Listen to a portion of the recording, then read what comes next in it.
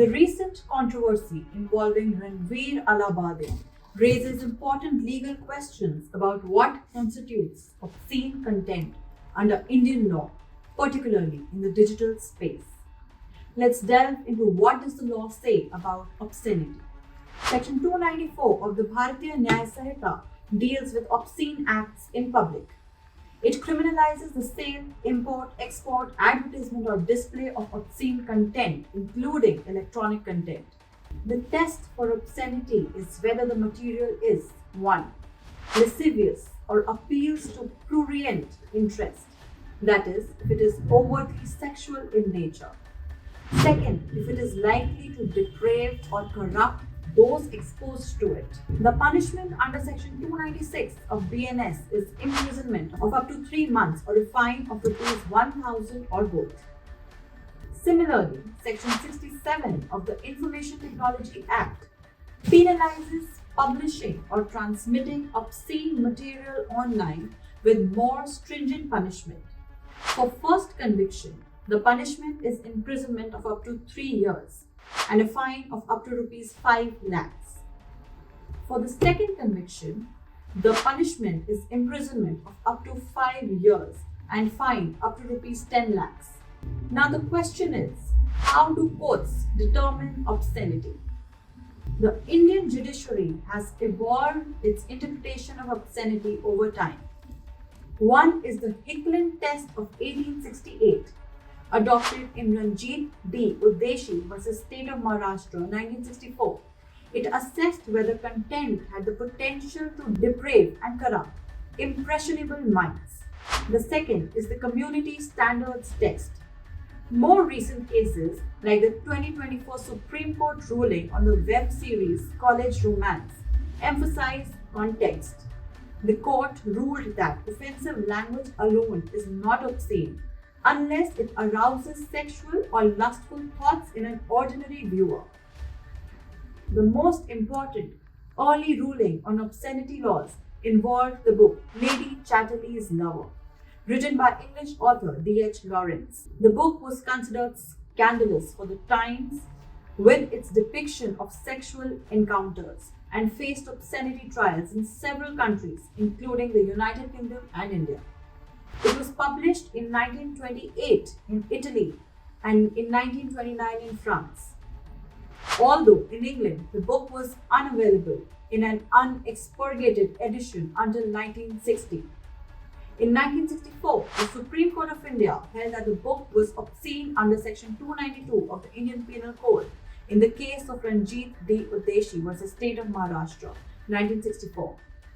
It did so by borrowing from a British case called Queen vs. Hickland, 1868, which laid down the Hickland test for determining if a work is obscene. If the work had a tendency to deprave and corrupt those whose minds are open to such immoral influences, the court held that it must be regarded as obscene.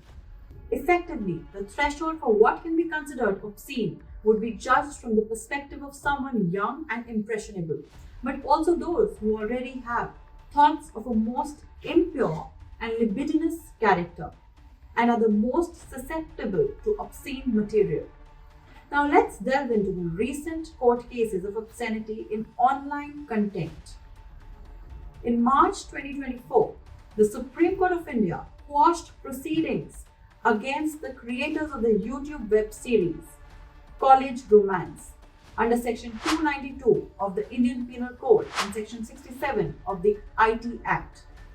The prosecution argued that the characters on the show used vulgar language, that the plot revolved around college students offensively discussing and engaging in sexual activities. The court, however, held that there was a fine line between obscenity and language which is found indecent and profane. A bench of Justices A.S. Bopanna and P.S. Narasimha stated that obscenity relates to material that arouses sexual and lustful thoughts, which is not at all the effect of the abusive language or profanities that have been employed in the episode. The court also applied the Community Standards Test. It held that while the literal meaning of the terms used may be sexual in nature and they may refer to sexual acts.